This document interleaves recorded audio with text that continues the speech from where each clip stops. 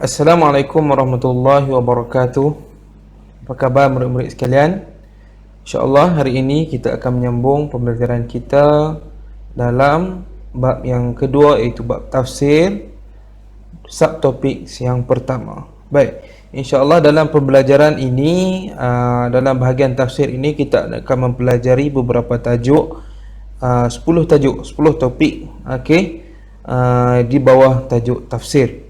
Jadi hari ini kita akan mempelajari satu tajuk yang pertama, iaitu Nash'atu Ulumil Quran. Okey, di dalam bab tafsir ini juga kita akan mempelajari dua bahagian. Yang pertama berkenaan dengan ulum Al-Quran ataupun ulum tafsir, dan seterusnya bahagian kedua, kita akan masuk kepada beberapa ayat tafsir. Okey, ada 4 tajuk tafsir, ayat tafsir, iaitu Al-Fasad min Aidin Nas sehingga ke As-Sariqah. Okey, ayat kefahaman dan ayat kefahaman ya. Okey. Baik, kita akan terus kepada bahagian yang pertama, iaitu Nash'atu Ulumil Quran. Baik, iaitu perkembangan ulum Al-Quran, perkembangan ilmu Al-Quran. Baik, setelah tamat subtopik ini, pelajar-pelajar akan dapat yang pertama, zikru ta'rifi ulumil Quran, dapat menyebutkan ta'rif bagi ulum Quran, apakah definisi ulum Quran. Dan yang kedua, bayan nash'ata ulumil Quran fi, menerangkan proses ataupun tahap perkembangan ilmu ulum Al-Quran pada zaman Rasulullah, zaman sahabat, dan zaman tabi'in dan juga tabi'in. Jadi 3 bahagian ini kita akan perincikan sebentar lagi. Okey, baik, kita terus kepada pembahagian yang pertama, iaitu ta'rif ulumil Quran. Apakah definisi bagi ulum Al-Quran? Huwa al-ilmu alladhi yatanawalu al-abhath allati tata'allaqu bil Quranil Karim, iaitu sebuah ilmu yang membincangkan tentang perbahasan-perbahasan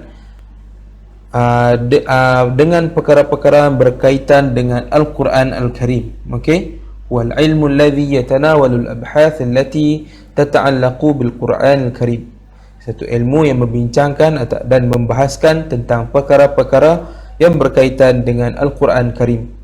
Min haitsu ma'rifati asbabin nuzul, dari sudut mengetahui sebab-sebab nuzul. Setiap ayat Al-Quran diturunkan ada peristiwa yang menyebabkan turunnya. Wa jam'ul Quran wa tartibihi, dan pengumpulan Al-Quran serta turutannya, susunannya. Wa ma'rifati al-makki wal madani, dan juga kita mengetahui ayat-ayat makki ataupun ayat-ayat madani. Wan nasikhi wal mansukh, dan juga dapat mengetahui nasikh dan mansukh, perkara yang dimansuhkan. Ayat-ayat yang dimansuhkan dan ayat-ayat yang memansuhkan. Jadi dalam ulum Al-Quran kita akan mempelajari beberapa perkara, iaitu asbab nuzul yang pertama, dan kedua jam'ul Quran, sejarah pengumpulan Al-Quran, dan ayat, pembahagian ayat kepada Maki wa Madani, kedua, ini yang ketiga. Dan juga nasikh wal mansukh, tentang ayat-ayat yang memansuhkan dan juga ayat-ayat yang telah dimansuhkan. Ini semua perkara yang kita belajar dalam ulum Al-Quran. Seterusnya, Nash'atu Ulumil Quran. Peringkat-peringkat perkembangan ilmu ulum Al-Quran, yang seperti yang tadi kita sebut, ada 3 bahagian, iaitu pada zaman Nabi Muhammad SAW, dan juga pada zaman sahabat, dan seterusnya zaman tabi'in dan juga tabi'in. Baik, kita pergi kepada zaman Rasulullah SAW. Bagaimanakah perkembangan ilmu ulum Al-Quran pada zaman baginda? Seperti mana yang kita tahu, Al-Quran itu diturunkan kepada baginda sebagai satu mukjizat. Dan Al-Quran ini turun kepada Nabi Muhammad SAW selama tempoh 23 tahun. Baik, apa perkembangan ulum Al-Quran pada zaman baginda Muhammad sallallahu alaihi wasallam. Yang pertama, talaqqal wahya 'anillahi wahdahu wa hafizahu. Okey. Nabi Muhammad sallallahu alaihi wasallam talaqqal wahya, menerima wahyu daripada Allah Subhanahu wa taala, wa hafizahu, dan menjaga serta menghafaznya. Okey, peringkat yang pertama, Rasulullah akan menerima wahyu. Okey, peringkat penerima wahyu itu banyak, dan juga keadaan Nabi menerima wahyu pun banyak. Okey, dan wahyu yang pertama turun kepada Nabi Muhammad sallallahu alaihi wasallam dalam surah Al-Alaq ayat 1 sehingga 5. Okey, yang berbunyi antaranya, a'udzubillahi minasyaitonirrajim, iqra bismi rabbikal ladzi khalaq. Okey, wahyu yang pertama turun kepada baginda Muhammad sallallahu alaihi wasallam adalah membaca. Okey, jadi di sini nampaklah betapa pentingnya ilmu kepada manusia. Okey, Nabi menerima wahyu dan menghafaznya. Okey, yang kedua, jam'ul Quran fi qalbihi. Okey, Nabi Muhammad sallallahu alaihi wasallam mengumpulkan Al-Quran di dalam hatinya, iaitu menghafaz dan memahami dengan sebenar-benarnya ayat Al-Quran itu. Okey, dan saya nak buat penambahan, okey, tentang wahyu yang diterima kepada yang diturunkan kepada baginda Muhammad sallallahu alaihi wasallam, iaitu Al-Quran ini bukan turun kepada Nabi secara sekaligus semua. Okey, turun dalam penurunan Al-Quran sebanyak dua peringkat. Peringkat pertama daripada Lauh Mahfuz ke Baitul Izzah. Okey, Al-Quran pada peringkat ini diturunkan semua sekali. Okey, sekaligus. Dan daripada peringkat kedua daripada Baitul Izzah kepada Nabi Muhammad sallallahu alaihi wasallam yang diturunkan yang diturunkan melalui perantara malaikat Jibril alaihissalam. Penurunan itu berlaku selama 23 tahun. Okey, dan mengikut kepada asbab nuzul. Itu yang kita nak belajar nanti ni. Okey, asbab nuzul, sebab-sebab. Okey, dan ayat-ayat Al-Quran ini turun berdasarkan peristiwa-peristiwa tertentu dan juga hukum-hukum tertentu. Okey, inilah kepentingan kita mempelajari ilmu tafsir. Baik. Kemudian peringkat kedua, Nabi mengumpulkan Al-Quran di dalam hatinya, itu dengan cara menghafaz dan memahaminya. Okey, dan peringkat ketiga, ballagha ma unzila alaihi li ashabihi. Nabi Muhammad sallallahu alaihi wasallam menyampaikan apa yang diturunkan kepadanya kepada para sahabat baginda ridwanullah alaihim. Okey, pada ini Nabi sudah mula mengajar kepada sahabat-sahabat. Peringkat yang keempat, amara sahabah ay yaktubul qur'ana fir riqa'i wal aktaf wal asab. Nabi sallallahu alaihi wasallam memerintahkan para sahabat untuk menulis ataupun mencatat Al-Quran yang telah disampaikan itu kepada kulit binatang dan juga tulang-tulang serta pelepah tamar. Okey, jadi peringkat di sini kenapa Nabi suruh tulis, supaya apa yang disampaikan itu tidak hilang. Okey, dan kelima, qara'al wahya 'ala nasi 'ala mukthin. Nabi SAW membaca atau menyampaikan wahyu tersebut, menyampaikan ayat Al-Quran kepada nas, kepada manusia dan juga kepada para sahabat, ala mukthin, secara perlahan-lahan. Okey, supaya apa? Kenapa Nabi ajak pelan, tak ajak terus laju-laju? Kerana sahabat-sahabat ni pelbagai tahap. Okey, orang panggil tahap kemahirannya. Okey, ada yang cepat tangkap, ada yang lambat tangkap. Jadi Nabi meraihkan semua. Nabi mengajar secara satu persatu, dan Nabi tak akan pergi ke bahagian lain selagi mana sahabat yang ada ni tak faham lagi. Kalau dalam istilah pendidikan kita sebut sebagai mastery learning. Okey, jadi para sahabat semuanya insya-Allah akan dapat memahami. Okey, Nabi baca secara mukthin. Okey, secara mukthin. Inilah antara hikmah dan kebijaksanaan baginda Nabi Muhammad sallallahu alaihi wasallam. Dan peringkat yang keenam, nahas sahabah kitabatu ghairil Quran. Okey, Nabi SAW melarang sahabat daripada menulis selain daripada Al-Quran, kama qala Rasulullah SAW, seperti mana sabda baginda, la taktubu anni, jangan kamu tulis daripadaku. Tulis apa? Iaitu hadis. Dan pada masa yang sama, baginda juga menyampaikan hadis, ataupun baginda juga menyampaikan beberapa pesan. Dan sahabat juga ada sebahagiannya menulis apa yang baginda sebutkan. Okey, tapi baginda melarang daripada menulis selain daripada Quran. Pada peringkat ini Nabi tak bagi tulis sebarang hadis, hanya tulis Al-Quran. Wa man kataba anni ghairul Quran, dan siapa yang menulis daripadaku selain daripada Al-Quran, falyamhuhu, maka padamlah ia. Hadis riwayat Muslim. Kenapa baginda melarang daripada penulisan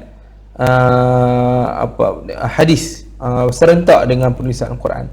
Kenapa? Antara hikmahnya untuk mengelakkan berlakunya percampuran antara Al-Quran dan juga hadis. Kerana kedua-dua ini, hadis dan juga Quran dan juga hadis, merupakan sumber perundangan Islam ataupun sumber pensyariatan Islam. Al-Quran itu pada peringkat yang pertama dan hadis peringkat yang kedua. Itu adalah peringkat-peringkat ulum Al-Quran pada zaman Nabi Muhammad SAW. Seterusnya kita akan ke bahagian yang kedua, iaitu pada zaman sahabat. Apa yang berlaku pada zaman sahabat? Pada zaman sahabat, itu setelah kewafatan baginda Nabi Muhammad SAW, apabila Al-Quran telah ditulis tetapi dalam keadaan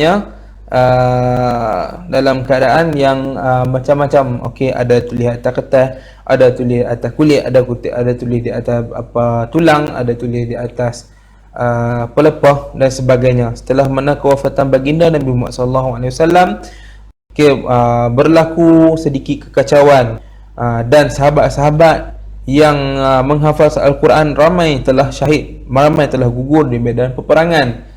Dan pada zaman ini, pada zaman pemerintahan Khalifah Abu Bakar As-Siddiq radhiyallahu anhu, sudah nampak masalah yang timbul.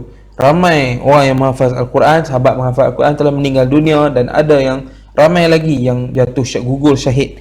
Jadi dikhawatiri apa yang dihafaz itu hilang. Maka Khalifah Abu Bakar amara Zaid bin Thabit bi kitabatil Quran, mengarahkan Zaid bin Thabit untuk menulis Al-Quran ma kutiba baina yaday Rasulullah sallallahu alaihi wasallam, apa yang telah ditulis di hadapan Rasulullah sallallahu alaihi wasallam, itu menulis kembali Al-Quran. Wa wafaqahu Umar, dan usaha ini disepakati dan juga dipersetujui oleh Umar Al-Khattab. Sayyidina Umar Al-Khattab juga mempersetujui. Pada zaman ini sudah mula berlaku proses pengumpulan Al-Quran kerana dikhawatiri hilang di telan zaman. Baik, itu pada zaman Khalifah Abu Bakar. Kemudian pada zaman Khalifah Uthman radhiyallahu anhu, tamma jam'il Quran fi mushafin wahid. Telah selesai pengumpulan Al-Quran pada satu mushaf ataupun satu lembaran. Fa summiya bil mushafil imam, dan usaha pengumpulan yang dilakukan oleh Sayyidina Uthman ini dinamakan sebagai mushaf imam. Wa summiyat kitabatuhu bir rasmil Uthmani, dan cara penulisannya dinamakan sebagai rasam Uthmani, yang seperti mana yang turun, yang sampai kepada kita sekarang ni. Tulisan Al-Quran itu adalah dalam bentuk rasam Uthmani. Pada zaman Khalifah Uthman ini, mengapa di Al-Quran ini dibukukan dalam satu lembaran? Baik, pada zaman ini sudah ramai berlaku pertambahan umat Islam daripada orang selain orang ajam, itu orang bukan Arab. Jadi pada zaman ini berlaku susah nak komunikasi, apatah lagi orang yang masuk dalam Islam yang ramai. Setelah berlaku banyak pembukaan kota-kota, maka orang bukan Arab mula ramai masuk ke dalam Islam, dan jadi masalah pada nak baca Al-Quran. Bila susah nak baca Quran, dah banyak versi dan banyak sebagainya, jadi Khalifah Uthman mengambil satu inisiatif untuk menulis kembali semua Al-Quran ini dalam satu mushaf, mengumpulkan semua dan dihantar kepada negara-negara dan juga negeri-negeri, dan dijadikan sebagai Al-Quran rasmi pada ketika itu, dan dipakai hanya satu itu. Nampak kebijaksanaan Khalifah Uthman radhiyallahu anhu.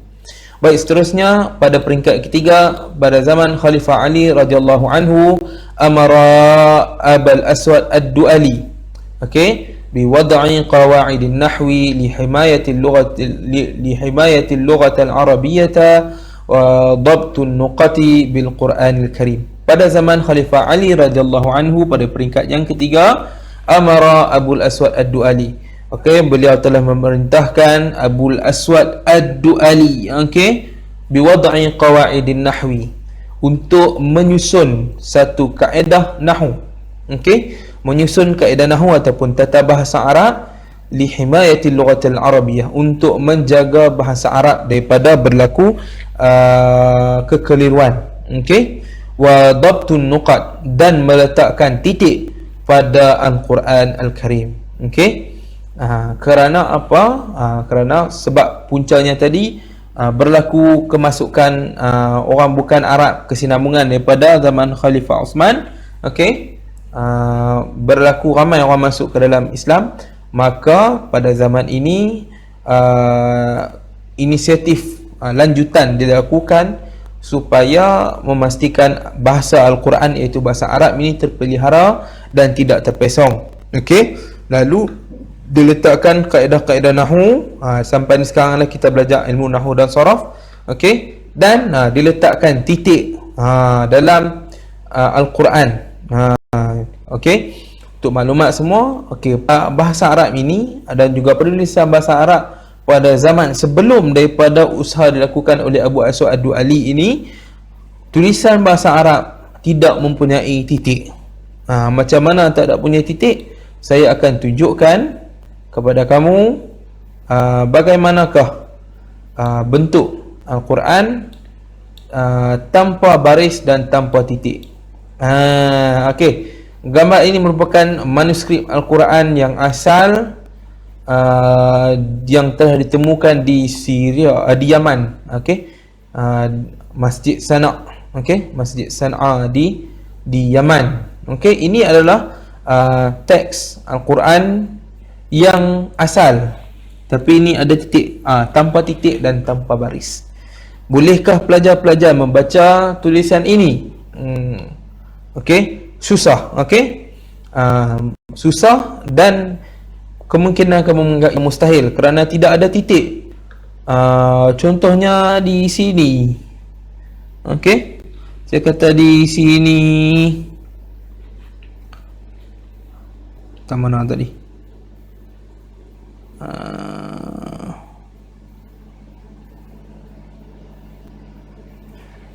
Dalam kata ini, adakah bermaksud ba'da? Adakah maksud ta'du? Adakah maksud ya'du? Jadi usaha meletakkan titik ini merupakan satu usaha yang sangat membantu umat Islam yang bukan Arab supaya dapat membaca Al-Quran dengan sebaik-baiknya.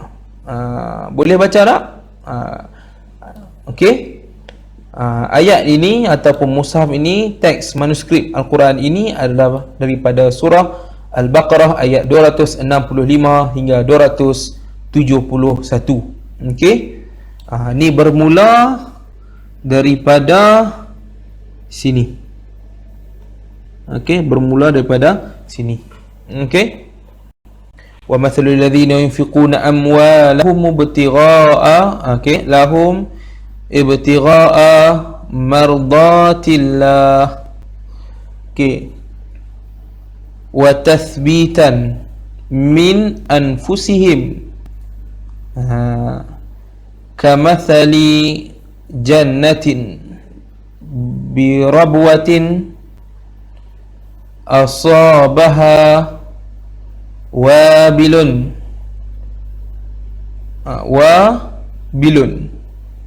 fa'atat ukulaha, okey, ila akhir ayat kan.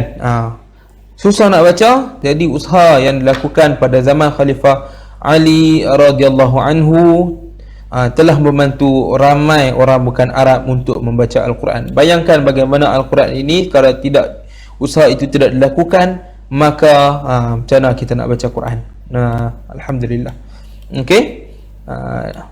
Ini adalah pada zaman sahabat. Bagaimana pula dengan zaman tabi'in? Okey. Pada zaman tabi'in ridwanullah alaihim, okey, ada 3 peringkat. Yang pertama, hum akhadhul Quran min akabir sahabah awit tabi'in.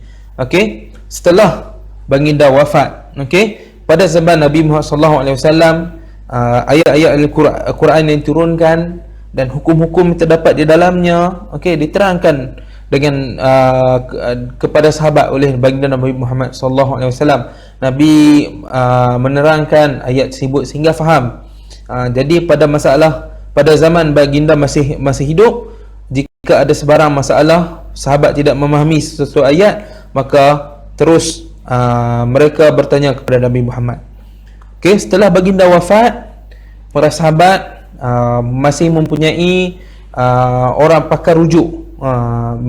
Pada sahabat ada pakar rujuk, dan mereka juga telah alim dan juga telah arif dalam bidang ulum Al-Quran dan tafsir. Mereka memahami setelah diajak oleh baginda. Jadi setelah zaman berlalu, zaman sahabat pun telah berlalu, maka para tabi'in pula bagaimanakah mereka memahami Al-Quran? Mereka mengambil ilmu Al-Quran ini min akabiri sahabah, daripada sahabat-sahabat yang besar atau sahabat-sahabat yang alim. Okey, awit tabi'in, dan juga tabi'in yang mana belajar daripada